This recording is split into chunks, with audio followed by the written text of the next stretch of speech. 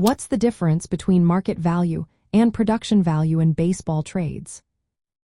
Imagine you're at a bustling marketplace where players are like rare commodities. Some are hot sellers, while others are more common. Understanding what makes a player worth a certain price can be tricky. Today, we're breaking down to key ideas that help teams decide whether to trade or sign players. Market value and production value. Market value is like the price tag a team is willing to pay for a player right now. It depends on how much demand there is for that player, how scarce their position is, and what teams need.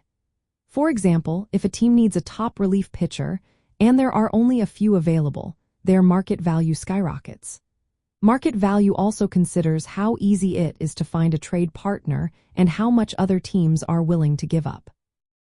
It's a snapshot of what teams think a player is worth in the current trading climate.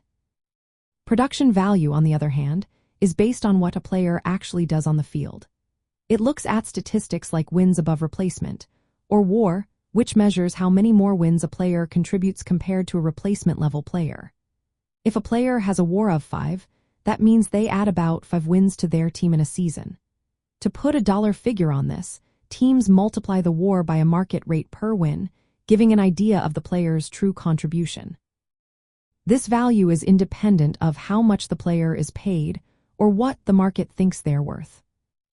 The main difference is that production value shows how good a player is at helping the team win, while market value shows how much teams are willing to pay for that player. Sometimes, a player with high production value might have a low market value if they're injured or their contract is large.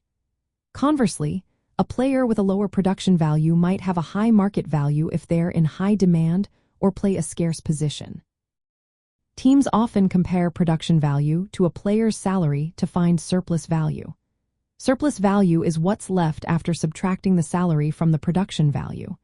If a player's surplus value is positive, they're a good deal because they produce more wins than their salary costs. If it's negative, teams might think twice before trading for or signing that player. In free agent valuation and trade analysis, understanding both values helps teams make smarter choices. Production value helps compare players' on-field contributions, while market value shows what they're worth in the current market. Combining these ideas allows teams to evaluate whether a trade makes sense financially and strategically. So, to sum it up, production value measures how much a player helps the team win based on their stats. Market value reflects what teams are willing to pay or trade for that player, influenced by market conditions and scarcity. And surplus value shows if a player is a good deal based on their performance and cost. Knowing these differences helps teams build winning rosters while managing their budgets wisely.